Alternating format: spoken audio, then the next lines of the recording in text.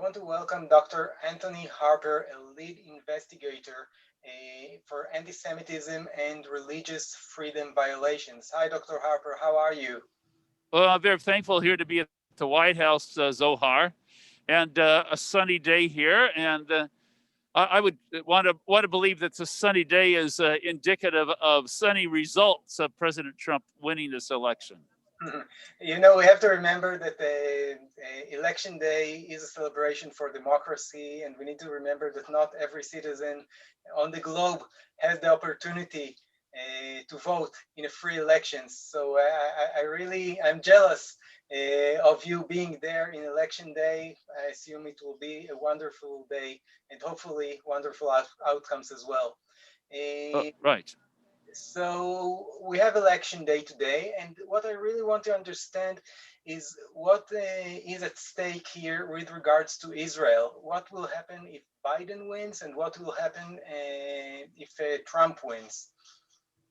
Okay, well, very clearly, what I see, a lot of evangelical Christians in America see that it would be bad for Israel if Joe Biden would win, because Joe Biden and Obama, previously their administration, showed their anti-Semitism by their support for Iran over Israel, and Israel was mistreated. And I also see a big difference for President Trump as the only president to move the U.S. embassy to Jerusalem and to honor Israel's sovereignty over the Golan Heights and Judea and Samaria.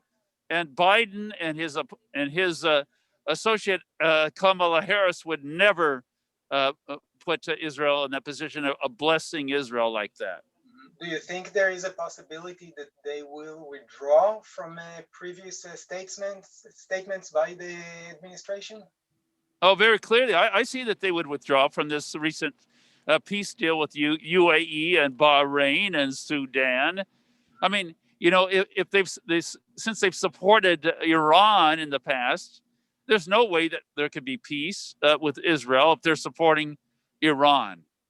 Yeah, and I think every Israeli should be concerned with regards to the way the U.S. administration deals with Jerusalem, issues with regards to Jerusalem, to Temple Mount, and to Judea and Samaria.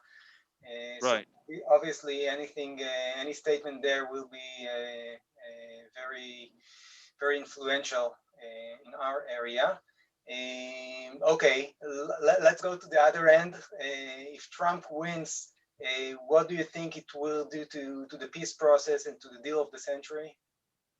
Well, very clearly, if Trump wins, that would continue, and we'll see a lot more Arab nations joining in this peace deal. I know the big one that President Trump was hoping for is Saudi Arabia, which is very likely to happen. And then when Saudi Arabia joins in on this peace agreement with Israel, many other Arab nations would side as well. That weakens Iran. That strengthens, I think the Israeli-U.S. relationship. President Trump is the most, I see, pro-Israel president ever in U.S. history. Okay, let's go back to the U.S. for a moment and talk about the religious liberty. What is the difference between Trump and Biden regarding religious liberty? What will happen again? What to policies if Biden wins? Well, clearly, for a lot of evangelicals here, they would see that with Biden and Kamala Harris, there would be more of a shutdown, a control of churches as well as synagogues, and singling out Christians and Jews, and a form of persecution here was really happened with these Democrat governors and Democrat mayors. So it would be appalling. It would be so upsetting to the issue of religious liberty here. And I had an interview with Idaho Lieutenant Governor. Lieutenant Governor Janice McGeehan of Idaho said very clearly that government has no authority, no right to interfere with the operation of the churches here, whether it's coronavirus or anything else, because this is really related to our rights to have a peaceful assembly and to freedom of worship here. This is a really big issue for the founding fathers, that freedom of religion, what makes America great, Zohar. And Biden and Harris would have a direct assault on those religious freedoms. And I know President Trump has talked often about Biden and Harris as being from that socialist perspective, and he even used the big C, which stands for communism. Yeah. Biden and Harris are really showing their true colors with the assault on religious freedom, and it's right out of the communist playbook, to create a crisis and blame it on someone else, and they are definitely blaming President Trump for a lot. Mm-hmm. And perhaps the younger generation does not remember, but in communism, there is no religious liberty at all, and all kinds of religions suffered under the communism. And yes, I'm wondering, you're from Idaho. Give us an insight. How do you see the elections in the Idaho today? well, Idaho is for most of my recollection, always been a red state, so very Republican. Although we do have a lot of people fleeing California to come to live to Idaho, and the local Idahoans, the residents, are hoping that these aren't the liberal people from California leaving to take up residence in Idaho. But I see Idaho being clearly red, Republican in this election. And what do you think the voter turnout will be today? I think it'd be a very high turnout. What a high turnout I would expect would be due to the Democrat governors and mayors that have shut down businesses. A severe shutdown of our economy and the loss of freedom. So, what is hoped, I believe, that from a lot of evangelicals, that it would be the largest turnout and vote in person, as far as in response to the negative behavior, the the behavior of the Democrats to shut down our economy, and people are really fed up with this. I believe fed up with this control over their freedom. So if we see a groundswell of in-person voting today, voting against the Democrat agenda, shutting their businesses down, then it puts President Trump way over the top and easily winning this election. And obviously polls are not anything to rely on. We've seen that on the previous elections. And right. Is there any other way we can predict what is going to happen today? Well, I would also say that another way that it's often been referred to as the stock market. With President Trump really doing very well, better than any other president that I can think of regarding the economic situation.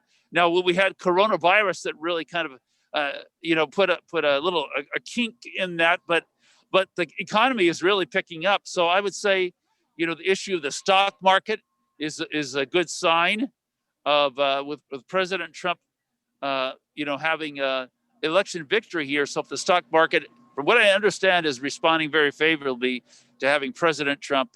And I think there's some other leading factors. I think Zohar, the huge turnouts, in-person turnouts to President Trump's rallies, where Joe Biden and Kamala Harris didn't have the huge physical turnout to their rallies like they did. I see. Well, Dr. Harper, one last question. I want to ask you about the social media and the freedom of speech over there. I don't know if you know, but the Newsrael Facebook page has been blocked twice without any explanation provided. Is that something that you encountered in the States as well? And what do you think, where does it come from and where is it going to? Yeah, it was very alarming about that. I've heard reports that President Trump has talked about being blocked from Twitter or some other social media. And it's very disturbing, Zohar, that, Newsreel would be blocked, Facebook. And I don't know why they singled out, Newsreel, other than maybe you being an Israel news service. Our Facebook page of our conservative news here in the U.S. has not been blocked. So I'm glad I to hope, hear that, by the way. Okay. yeah, I hope that Newsreel will be unblocked very soon, and that President Trump, in his position, him winning the election will be in favor of conservative news sources not being blocked. He will use his influence to protect Newsreel and other conservative news sources and their right to have that voice, that platform on Facebook. Definitely. Well, Dr. Anthony Harper at the White House, I wish you a blessed and great election day. Let's hope that the results will be just as we expect them. Thank you so much for joining us today. Well, it's great to talk with you, Zohar. We would encourage people to learn more about the White House. I'm one of the few reporters here that addresses truth. I'm surrounded by a hostile media here. And if people want to know more about our news service, it's the Intermountain Christian News, leading the way of exposing anti-Semitism. And that's imcnews.org for Intermountain Christian News. Beautiful. And keep on fighting for the truth. It is so important every day and especially today. Thank you so much. It is. Okay. It's great to join you, and we'll pray for good election results. Definitely. Thank you. Bye-bye. Bye.